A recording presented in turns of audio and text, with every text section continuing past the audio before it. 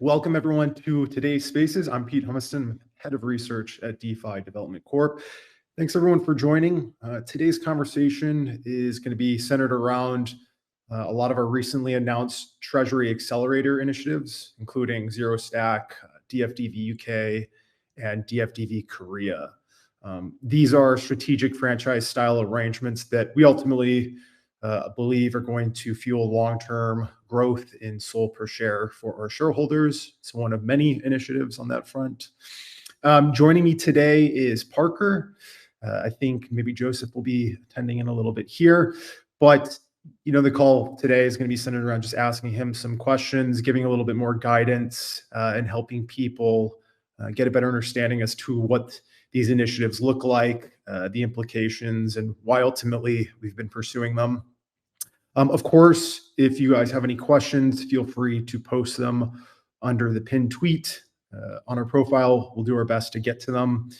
The spaces will also be recorded and available for playback, so if you have to jump out, no worry. We'll have the replay up and available very soon.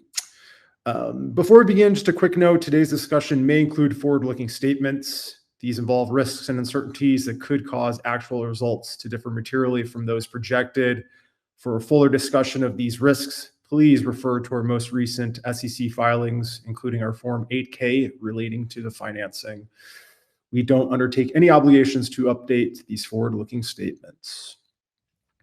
Cool, so let's get right into it. Treasury Accelerator initiative. We've got 3 that we've announced, plenty others that we're working on, and this is kind of forever an ongoing project for us. But would like to just kind of go into them one by one, Parker. So maybe do you want to just start off with DFDV UK, which was the first that we've kind of, there's been some chatter on. Anything we want to share on that front? Yeah, so we acquired 45% of a small UK listed company, ticker symbol CYK. This is on the London main market, on the London Stock Exchange.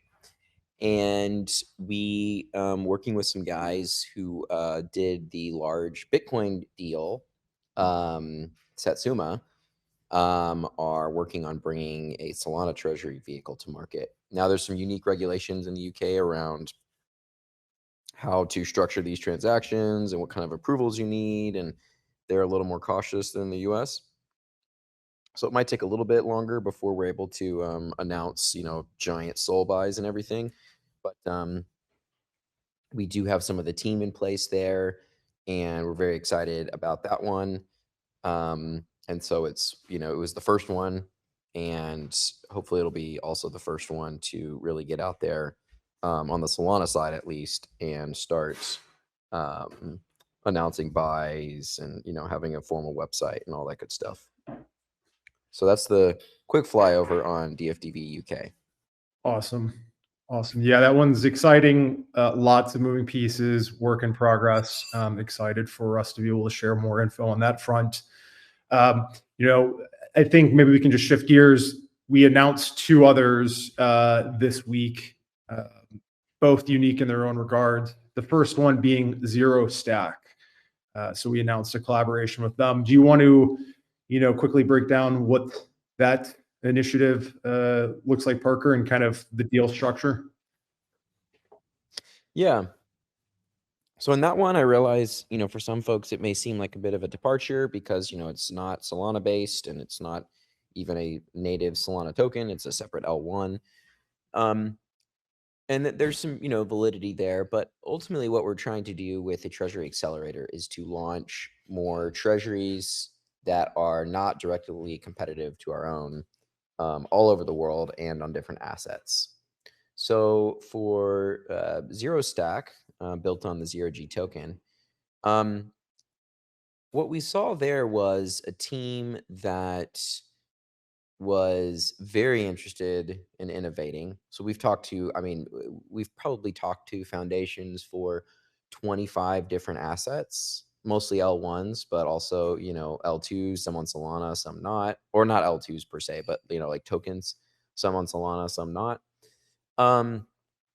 And there's just a lot of caution out there around basically these foundations wanting to support DATs in general because they see them as a potential, maybe a potential threat to their power over the ecosystem, or, they just don't understand it, a variety of reasons.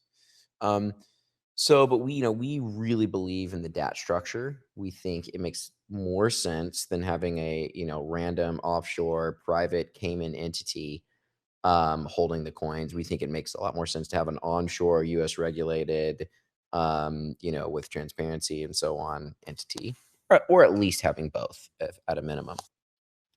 And so with the Zero G team, and we know we've got a prior relationship with them, with some of them. I've worked closely with them, some of the team, anyways, particularly Daniel Faria. Um, and so we, thought this was a great opportunity to kind of test out launching a new coin, basically a non-Solana based coin through the accelerator. So drilling down into that's a bit of the why there. And so drilling down into the what, if you will, this is a lot more than an investment. So I know a lot of people are focused on the investment piece, like, oh my God, DFDV is using their balance sheet to fund, treasury vehicles, DATs on other assets. But that's actually just a very small piece of this. So we have a pretty deep collaboration with them where we get economics, we get separate economics and equity. And then we also have an ongoing fee relationship, kind of asset management, accounting. It's an overall franchise or consulting fee, if you will. Um, and so we make quite a bit on that as well. And so the investment is just a sliver of that. Now, drilling into the investment and how it was structured, this is also very important. So we did not sell SOL to do this deal, and our exposure is not, you know, total equity, if you will, or I'm not putting this in the best way, but essentially this deal was done as a in-kind convertible note. So what does that mean? Basically, we took SOL from our balance sheet and we put it onto their balance sheet in exchange for a note, a loan. So it's structured as a loan. And then at maturity, they have to pay the SOL back. They have to pay the loan back, but it's denominated in SOL. So whether SOL is at $20, $2,000, or $20,000, we're going to get that pot of SOL back, barring any kind of crazy bankruptcy scenario. And then we get the coupons off of that. So we set the coupon rate very close to the staking rate. And so essentially, they will stake their SOL, and we may actually spin up a Solana validator for them. And so once they're staking the SOL, they're generating yields somewhere in the 7, 8.5% range, and then they can pay that yield back to us as a coupon. Then on top of that, so say, well, why would you do a loan like that? Doesn't seem like you're gaining anything over and above just staking it yourself. Well, it's also a convertible loan or convertible bond. So we have the right to convert into stock in ZeroStack, FLGC stock. And so if it really performs well, if it outperforms the Solana in our note, then we can convert it, sell it for stock, and generate, over and above the staking rate type returns on that investment. But again, this is primarily not about the investment. It's about the entire package. And they wanted the investment. They wanted to be able to say in the press release, hey, we're partnering with DFDV and DFDV is leading this and whatever. But, we're spinning up their website for them. We're helping them with their accounting memos. We're helping them with their asset management. We're helping them with marketing. We're doing a lot of work for them. And so the investment is just a slice of that, and the overall package here is, candidly, it's very attractive for us. We are going to make quite a bit of money on this deal, and it also allows them to minimize their OpEx, so they don't have to go build out a giant team to run this because they're paying us to do a lot. So anyways, I was rambling a little bit there, but I'll stop and turn it back over to Pete. Yeah, no, that was good. I mean, there was a lot to like unpack there. I think, maybe just to summarize all of it, the value prop for them is they're able to bring us in as this experienced team that's kind of weathered this. I don't want to say weathered the storm, but we've experienced all the ups and downs that comes with spinning up a DAT and operating it and managing it. And we're able to bring in our expertise and help them, in addition to the loan portion. And then the strength for us, the benefit for us is that we get to be involved in the upside that comes along with their DAT and all the efforts that they're pushing forward on, and that ultimately will translate to SOL per share growth. Is that probably the right 1,000-foot view to frame it up? Yeah, absolutely. I mean, I think ultimately, there's two ways we could run our business. We could sit on our thumbs or sit on our hands, twiddle our thumbs, mixing my metaphors here, and just run the ATM whenever the stock's trading at a premium and buy some more SOL, and that's SOL per share growth, and that's all we do. And then maybe go on TV or podcast or whatever. But the other view of what we're doing is, hey, actually, these guys have an operating business. These guys are just like any other tech company or finance company or what have you, with employees and revenue. And it just so happens that their asset on their balance sheet, instead of a whole bunch of GPUs or a whole bunch of IP or trucks or buildings or any other asset, our asset is Solana. But that's not our only asset. Our asset is also the team. It's our expertise. It's the experience we have in launching these types of vehicles as the very first non-Bitcoin DAT launch back in April.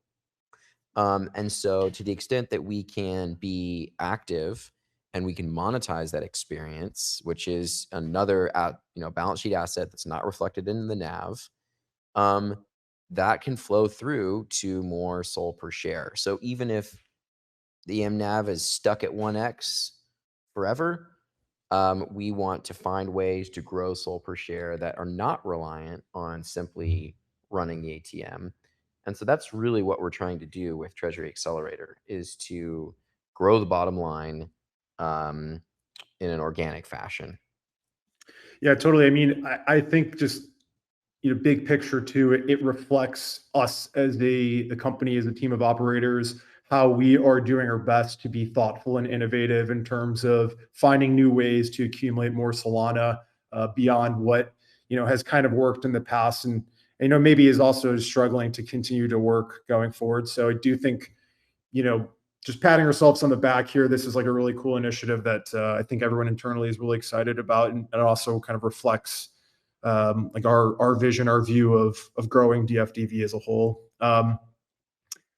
I guess ZeroStack, zero G. Parker, would you say like internally we kind of look at this like we say, hey, this is like a layer one blockchain. It's not necessarily like a competitor to Solana. We personally like don't view helping spin up this vehicle as like a way of cannibalizing potential buy purchasing power that could flow to SOL. Like, would you say that's kind of like our consensus internally, right? Yeah, absolutely. I mean, if you want access to a layer one focused on AI and decentralized AI, then I mean, I don't think anybody's thinking that Solana is that. Solana is much more general purpose. So the investor base, there might be some crossover. Some people invest in both. Great. But yeah, I think they're pretty complementary instead of competitive. Agreed. Awesome. So that was a good little bit on ZeroStack. Again, if for those listening on Spaces here, if you have questions, feel free to drop them in the pinned tweet on our profile. We can revisit questions relating to ZeroStack. But I do want to switch gears a little and pivot over to DFDV Korea. This is one of the other initiatives we announced this week in partnership with Fragmetric. I'm really excited about this one.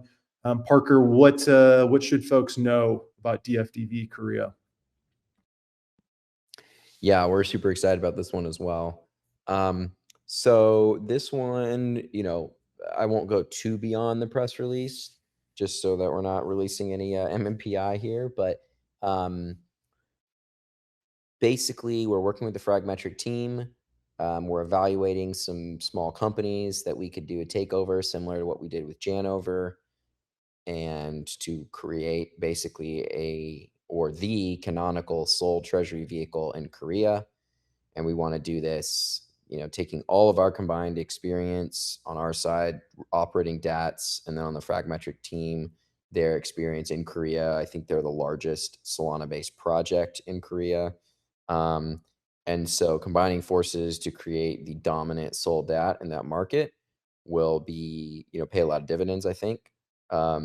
Figuratively and maybe physically speaking. I don't know about dividends, but certainly returns is what we're expecting. So we're very excited about that one. And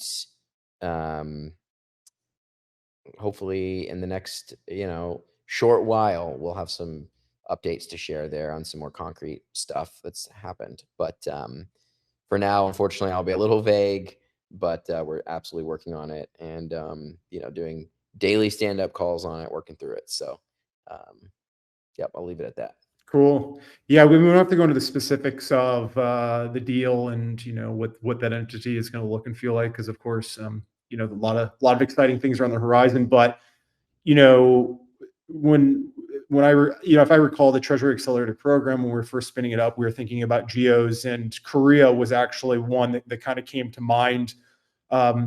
Any kind of just general thoughts, like high level takes on why Korea and why we think that this is like a next good expansion, all things considered? Yeah. So there's a number of things. One, the Korean market is very high degree of crypto penetration. Two, we actually have quite a few of regular DFDV shareholders are Korean. So we're not catering to that audience at all. Nothing that we do is in the Korean language. Going to KBW is like the first thing we've even done from a marketing perspective. And so we think having a local marketing team would be much more advantageous. And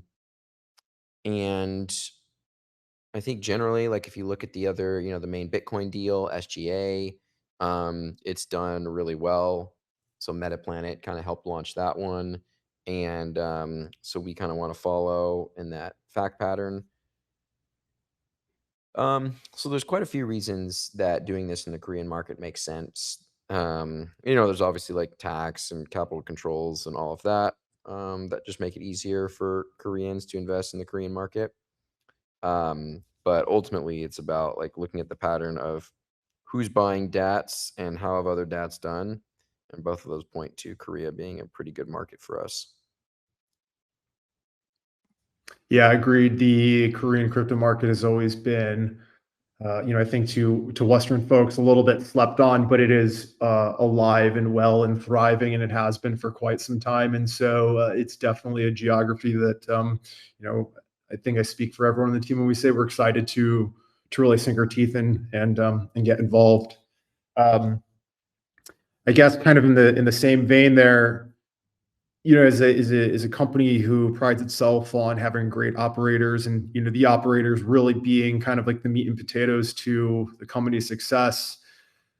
Maybe we could gas up the Fragmetrics team a little bit. We've been working with them for quite a while now, as it relates to the DFDV Sol liquid staking token, and a few other things here and there. But Parker, I know you've spent quite a bit of time interacting with them, especially as we started to push forward on DFDV Korea.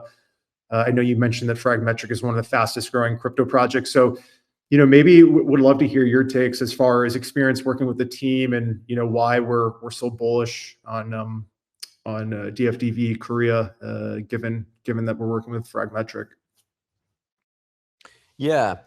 I think it ultimately comes down to people that you like and like working with, and that are, just good partners that work hard, that kind of have the same ethos. So, our ethos here at DFDV is, very hardworking, very collaborative, very open lines of communication, just always in communication, over communicating.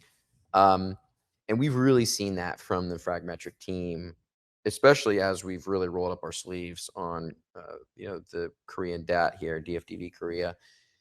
I mean, these guys, I was in, it's just for as some examples, I was in Japan for their kind of big Solana event during the blockchain week around WebEx. So there was a Solana focused event there, and met up with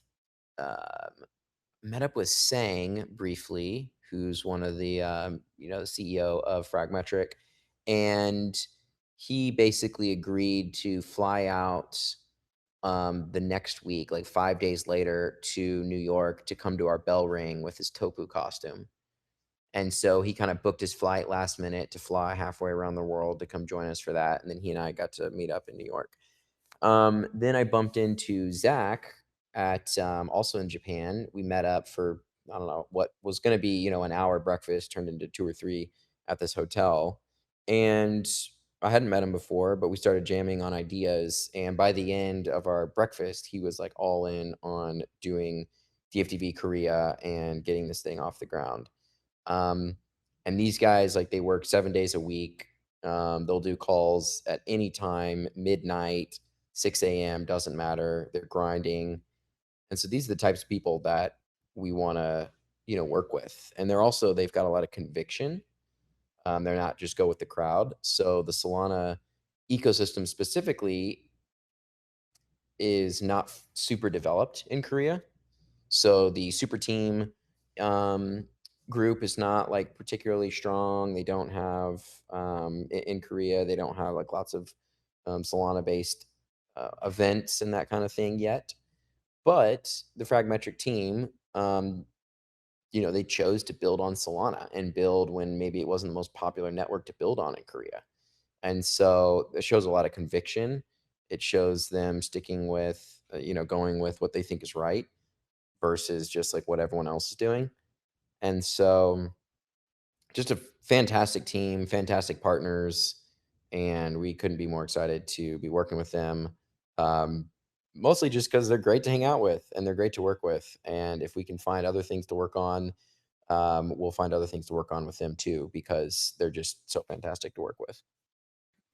Yeah, those are all great points. And it honestly reminds me of one of the most valuable career business pieces of advices I got early in my career when I was working on Wall Street. And my managing director, turned to me and he said, Pete, 50% of getting a job here is, can you do it well? The other 50% is, are you likable? Can I tolerate sitting next to you for 12 hours a day? And, that is super, super important. Just to echo Parker's comments, like, Fragmetric team is great, world-class. And I also too love the conviction and soul. I think that there are some competing DATs out there who, have their hands in various different cookie jars. They're hedging their bets a little bit. The Fragmetrics team is very much like the team internally at DFDV.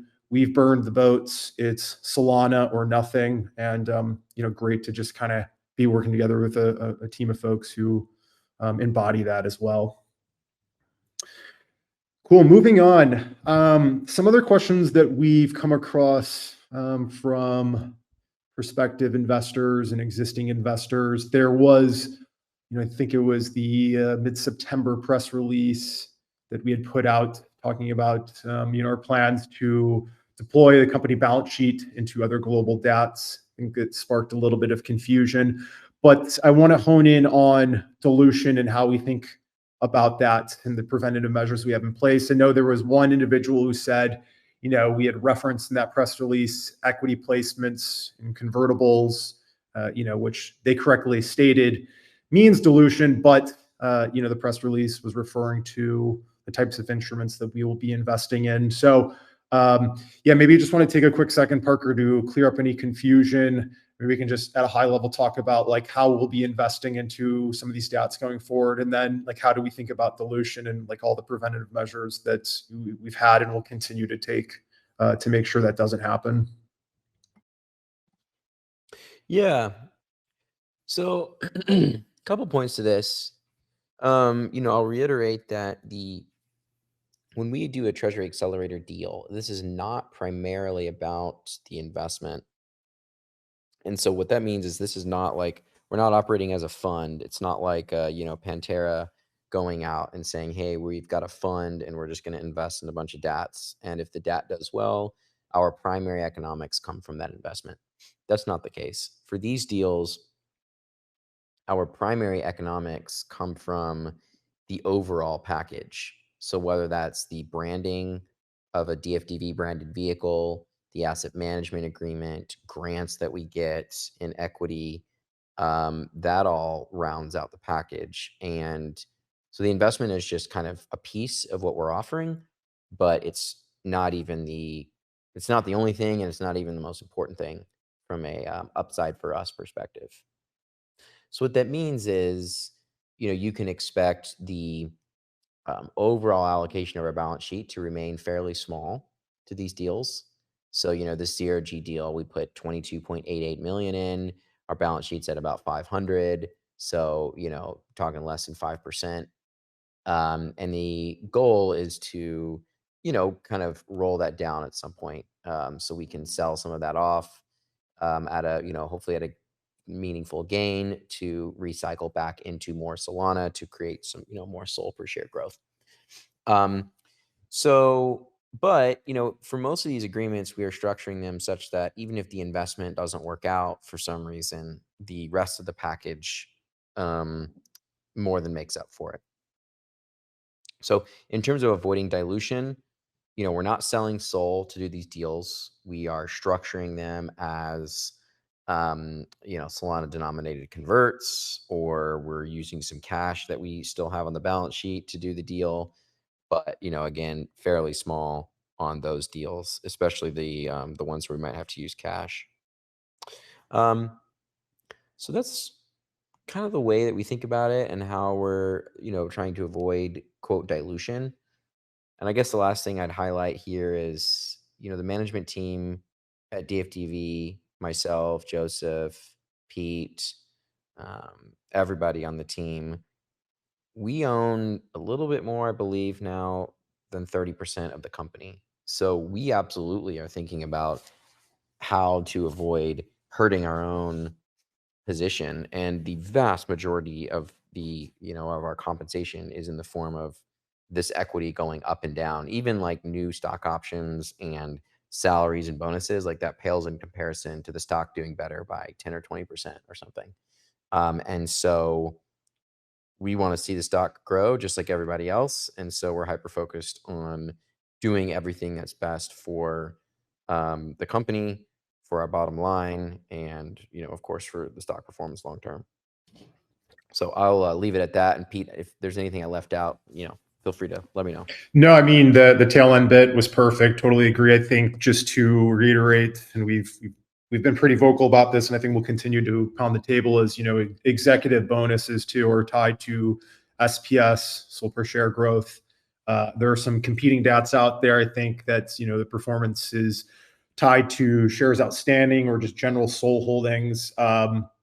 Needless to say, between how the equity holdings by employees and executives and the bonus structure, everything is set in place where our best interests are totally aligned with the shareholders. And I think that is most certainly like another competitive advantage. And I think that that'll continue to make people feel a little bit better, at the very least, I hope. But terrific.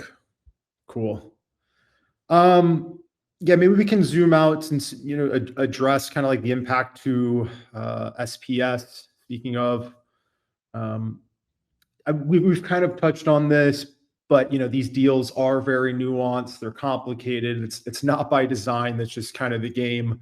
So maybe, Parker, we could again just very clearly kind of explain this for someone who's holding the stock. How exactly do these deals translate into higher SOL per share? Yeah. So essentially, as long as in dollar terms, the deal outperforms Solana, the whole package, then it makes sense to do. So, let's say on the example side, let's take we'll just look at the ZeroStack deal. If we put, let's say all together, we committed, let's just call it $23 million worth of capital. And let's say it's $23 million worth of SOL, and it's SOL denominated on that one side. But let's say on the overall package, the investment piece, the franchising piece, the stock grant piece, all of that. Let's say, I'm just going to throw out a round number. This is not a projection, but let's say we make $100 million off of it. So we take 20 or 23, and then we make 100. And let's say SOL has been flat over that same period of time. So now what we've done is we've taken a pot of $23 million worth of SOL, and we've turned it into $100 million worth of cash that we can then circulate into buying more SOL. And by the way, we did not raise any shares along the way. We didn't sell any shares, didn't run the ATM, none of that. So from a SOL per share growth perspective, that's 77 million, 100 minus 23. That's 77 million of new additional SOL spread around to all the shareholders. So in terms of ways to grow the balance sheet and grow SOL per share, there's no better way really to do it. I mean, this, in one sense, you could think of this as an infinite NAV ATM, right? Where if the NAV is, let's say, at 1.1 and we run the ATM for $1 million, we're only adding $100,000 of new SOL per share. The rest is just done at 1-to-1, right? Because it's only 10% premium to the stock. If the NAV is at 100x NAV multiple, then when we run the ATM, it's mostly accretive to shareholders, but there's a small bit that goes to just 1-to-1, right? Because you are issuing some new shares. But in this case, there's no new shares being issued. So that would be, back to my example, $77 million worth of SOL buys that would be purely NAV accretive. And if we have 500 million on the balance sheet today, then that's going to be a 15% growth in SOL per share from one deal, right off the bat. So if we can do multiple of these and it creates a revenue stream that's coming in over time, that allows us to accumulate more Solana every day, every week, every quarter, as well as these upside potentials from, stock investments, from convertible note investments, stock grants and convertible note investments, those kind of things, then this, we think, is like one of the best ways to grow SOL per share, especially in an environment when the NAV is trading, or the stock is trading close to NAV. So that's kind of how we think about it for growing SOL per share. Totally. And I think like the indirect, or I don't know how to phrase it, but I guess you could say like the indirect impact to SPS is, us doing these deals, it's pushed us as a team to be creative and more thoughtful. And it's kind of led to additional ideas and other things that we can explore, and new sets of pieces of knowledge for us to become a little bit more educated on navigating the space. And I think that, that's going to continue to translate to existing initiatives and, new ones going forward. There is just this giant discovery and kind of learning process with, I think, helping out on some of these deals. For sure. Awesome. Cool. Well, got a few more here. I know we were coming up on a little over 30 minutes here. What would you say, Parker, is the compounding effect that we're trying to create with these franchise style Treasury Accelerator partnerships? Dare I say flywheel of sorts?